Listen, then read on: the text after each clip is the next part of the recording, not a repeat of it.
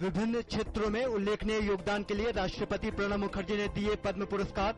लेखक Ruskin bond, tennis खिलाड़ी Leander pace, ISRO अध्यक्ष डॉक्टर के राधाकृष्णन को नवाजा गया पद्म भूषण पुरस्कार से।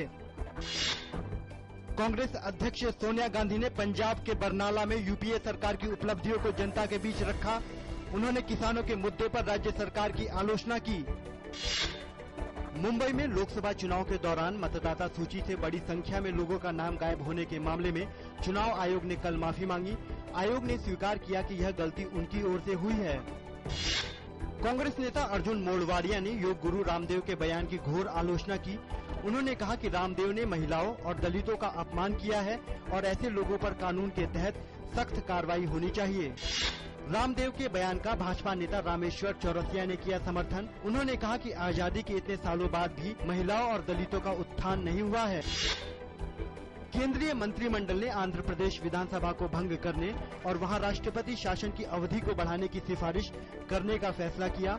मंत्रिमंडल की कल शाम प्रधानमंत्री डॉक्टर मनमोहन सिंह की अध्यक्षता में हुई बैठक में यह फैसला किया गया। इराक की राजधानी बगदाद में एक शिया राजनीतिक दल की चुनावी रैली में शुक्रवार को 2 बम विस्फोट हुए, जिनमें 33 लोगों की मौत हो गई और 59 लोग घायल हो गए।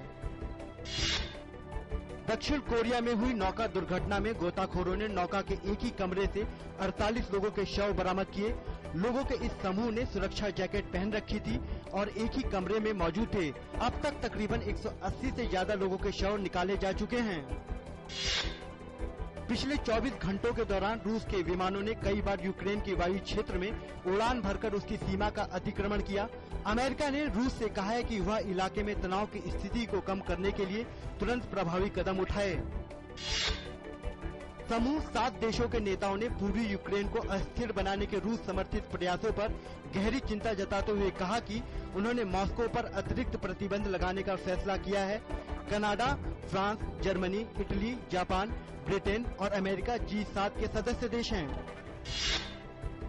अफगानिस्तान के चुनाव आयोग की तरफ से राष्ट्रपति चुनाव के प्रारंभिक नतीजे आज घोषित किए जाने की उम्मीद है। अफगानिस्तान में राष्ट्रपति का चुनाव 5 अप्रैल को हुआ था। प्रारंभिक नतीजे 24 अप्रैल को ही घोषित किए जाने थे, लेकिन शिकायतों को देखते हुए इसे 2 दिन के लिए टाला गया था। उत्तर अफगानिस्तान में पिछले 2 दिनों से हो रही मूसलाधार बारिश के बाद बाढ़ आने से 100 से ज्यादा लोगों की जान चली गई और बड़ी संख्या में लोग लापता हो गए हैं।